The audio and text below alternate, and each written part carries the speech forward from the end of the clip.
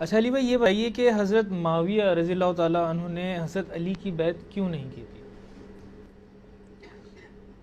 یہ تو آپ پمفلٹ پڑھ لیں تو آپ کو پتہ چل جائے گا کیوں نہیں کی ہے. بظاہر جو وجوہات ہیں وہ آپ کو بتا دیتے ہیں. باقی آپ کو پتہ ہے کہ جو پالیٹکس ہوتی ہے نا، اس میں ظاہری وجوہات کچھ اور ہوتی ہیں، چھپی بھی کچھ اور ہوتی ہیں. ظاہری وجوہات یہ تھیں کہ وہ حضرت عثمان غنی رضی اللہ تعالیٰ عنہ کا قصاص طلب کرتے تھے. اس میں کوئی حرج نہیں ہے، قصاص طلب کرنے سے ہمیں کوئی اختلاف نہیں ہے. اختلاف اس وقت شروع ہوتا ہے کہ جب آپ اس کے لیے پارٹی بازی شروع کر دیتے ہیں. مثال کے طور پہ میں پٹیشن لے کر ہائی کورٹ یا سپریم کورٹ میں جاتا ہوں، یہ میرا رائٹ ہے. لیکن اگر میں ایک فوج بنا کے سپریم کورٹ کے اوپر چڑھائی کر دوں یا پاکستانی فوج کے اوپر چڑھائی کر دوں کہ جی مجھے انصاف دیں، تو اس کو بغاوت کہا جاتا ہے. اسی لیے نبی علیہ السلام نے اس جماعت کو باغی جماعت قرار دیا. صحیح بخاری میں انٹرنیشنل نمبر کے مطابق 2812 نمبر حدیث ہے، اور مسلم میں بھی موجود ہے. افسوس اے عمار، سمیہ کے بیٹے، تجھے ایک باغی جماعت قتل کرے گی. تو انہیں اللہ کی طرف اور جنت کی طرف بلائے گا، وہ جماعت تجھے دوزخ کی طرف بلائے گی. یعنی حضرت علی کی جماعت کو جنت کی طرف بلانے والی جماعت اور اللہ کی جماعت کہا، اور مخالفین کو دوزخ کی طرف بلانے والی جماعت. تو اتنے سخت الفاظ اس لیے ہے، یعنی یہ پولیٹیکل ٹرم میں بغاوت ہے، یعنی کوئی ریلیجن سے بغاوت نہیں ہے، پولیٹیکل ٹرم میں بغاوت. تو وہ قصاص عثمان کا جو طریقہ انہوں نے اڈاپٹ کیا وہ غلط ہے. اسی لیے شہادت عثمان کے بعد سب کو، شہادت عمار بن یاسر کے بعد سب کو کلیئر ہو گیا کہ حضرت علی حق پر ہے. پہلے بھی کلیئر تھا جن کو کلیئر تھا، اور جن کو نہیں کلیئر ان کو آج بھی نہیں کلیئر. ان کو اس وقت بھی کلیئر نہیں ہوا جب عمار بن یاسر کا سر ان کے سامنے کاٹ کے رکھا گیا. تو اسی پہ علامہ عینی نے، عینی حنفی جو ہے، عمدۃ القاری بخاری کی شرح میں انہوں نے لکھا ہے نا کہ تم کہتے ہو کہ حضرت معاویہ کو 1 اجر ملے گا اور حضرت علی کو 2 اجر. میں تو کہتا ہوں حضرت معاویہ برابر بھی چھوٹ دیے جائیں صحابی ہونے کی وجہ سے، تو ان کے لیے کافی نہیں ہے کہ جب نبی علیہ السلام نے فرمایا تھا کہ عمار کو باغی جماعت قتل کرے گی، تو عمار کے قتل سے پہلے تو معاملہ ایمبیگوس تھا، اس کے بعد تو ایمبیگوس نہیں رہا، وہ جماعت باغی ہے دوسری. ٹھیک ہے، سیدھی سی بات ہے. بال اس کے اوپر میرے آپ جنگ جمل صفین نہروان لکھیں، میرے یوٹیوب پہ بے شمار کلپ آئیں گے. جو شروع میں نے 2 لیکچر بتایا نا، 101 مسئلہ اور 162A، ان میں نے چیزیں ڈیٹیل سے ڈسکس کی ہیں. باقی سر یہ 5B ریسرچ پیپر میں سب کچھ موجود ہے. تو ان چیزوں کو آپ جب اسٹڈی کریں گے تو آپ کو انشاءاللہ تعالی معاملات کلیئر ہو جائیں گے. باقی میں نے آپ کو بتایا پس پشت ریزنز بھی ہوتی ہیں. وہ ریزن میں اپنے الفاظ میں بیان نہیں کرتا، میں صرف حدیث بیان کر دیتا ہوں، عقل مند کے لیے اشارہ کافی ہو جائے گا. صحیح مسلم میں ایک حدیث ہے انٹرنیشنل نمبر کے مطابق 1258. حضرت عمر رضی اللہ تعالیٰ عنہ نے ایک خواب دیکھا کہ مجھے خواب میں ایک مرغے نے ٹھونگے ماری ہیں. تو انہوں نے اس کی تعبیر کی کہ مجھے لگتا ہے کہ مجھے عنقریب قتل کر دیا جائے گا. اور انہوں نے یہ خطبہ دیا اپنی وفات سے کچھ عرصہ پہلے. ان کا دیکھنا، اگر مجھے کچھ ہو جائے تو میرے بعد امر خلافت کو ان 6 بندوں سے باہر نہیں جانے دینا جن کے ساتھ نبی علیہ السلام وفات تک راضی رہے. مجھے خطرہ ہے کہ میرے بعد لوگ اختلاف کریں گے خلافت کے معاملے میں، لیکن ان 6 کے ساتھ جو لوگ لڑیں یا ان کی خلافت میں اختلاف کریں تو تم سمجھ لینا یہ وہ لوگ ہیں جن کو میں نے اسلام کی خاطر اسلام قبول کرنے سے پہلے اپنے ہاتھوں سے مارا پیٹا تھا. یعنی یہ لوگ فتح مکہ پہ معافی مانگ کے مسلمان ہوئے ہیں. ان سے مجھے خطرہ ہے کہ یہ اس چکر میں ہوں گے کہ خلافت پہ قبضہ کر لیں. طلقاء جنہیں کہا جاتا ہے، جو ساری آل امیہ طلقاء ہی تھی نا، کہ حضرت ابو سفیان ہو یا حضرت معاویہ ہو یا باقی اصحاب ہو رضی اللہ عنہم اجمعین.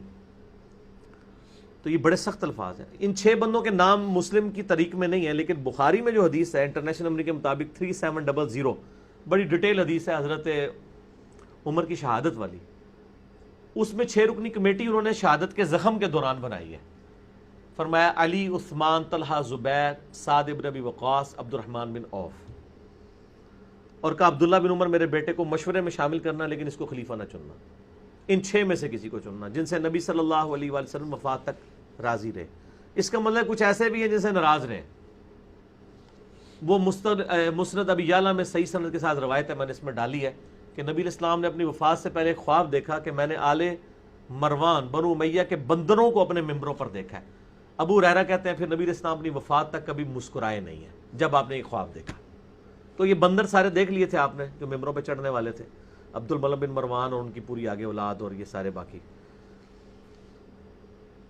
اور مسلم میں ایک حدیث ہے کہ میری امت کا یہ قبیلہ میری امت کو تباہ و برباد کر دے گا، یعنی آل امیہ، کاش میری امت ان سے الگ ہے.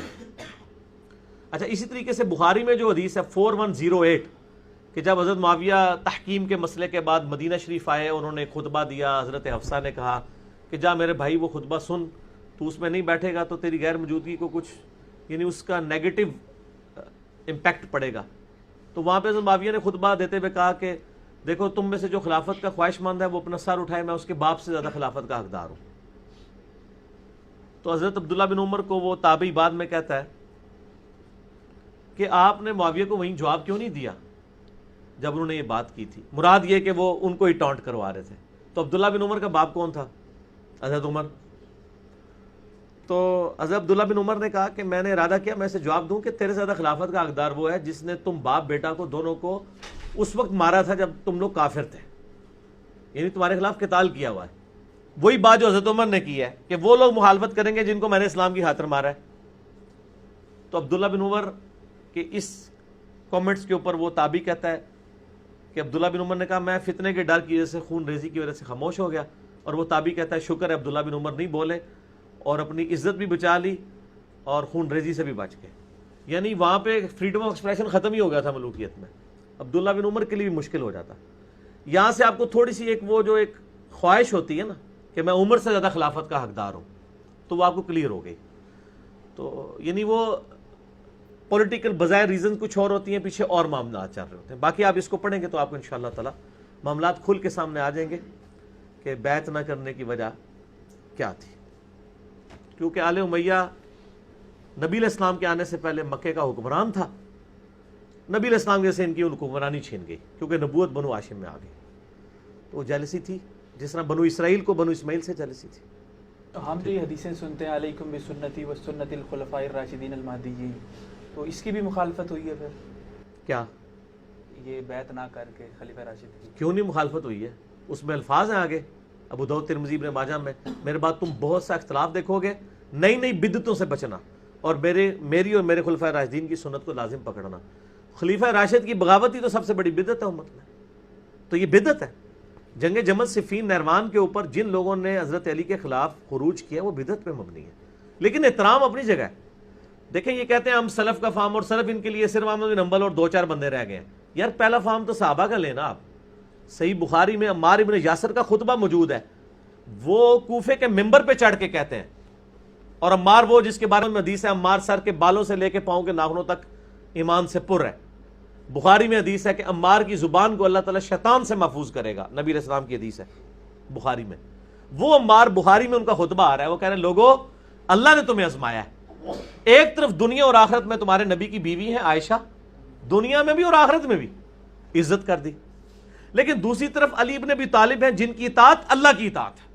اب اللہ دیکھے گا کہ تم اللہ کی اطاعت کرتے ہو یا عائشہ کی، کیونکہ ام المومنین و اولی الامر منکم، اطیعوا اللہ و اطیعوا الرسول و اولی الامر منکم. عمار ابن یاسر حضرت علی کی اطاعت کو اللہ کی اطاعت کہہ رہے ہیں اور حضرت عائشہ کو کی مخالفت کو اللہ کی مخالفت کہہ رہے ہیں، ان کا مخالفت کرنے کو حضرت علی کے خلاف. احترام اپنی جگہ کر رہے ہیں. تو سر یہ فہم سلف ہے نا. ہم عمار بن یاسر کو سلف مانے ہیں یا بنو عباس کے دور میں کسی جو ہے وہ عالم دین کی بات کو مانے، جبکہ ڈنڈا بھی ہو بنو عباس کا، حدیثوں میں بھی فلاں فلاں کر کے باتیں لکھی جا رہی ہوں. تو یہ ایک تلخ حقیقتیں ہیں. باقی آپ مسئلہ 101 میرا دیکھ لیں اور یہ ریسرچ پیپر سر پڑھ لیں، سب کچھ کلیئر ہو جائے گا. ٹھیک ہے، ڈاک پہ منگوا لیں 032159000162 صبح 9 سے 12:45 شام کو عصر سے مغرب.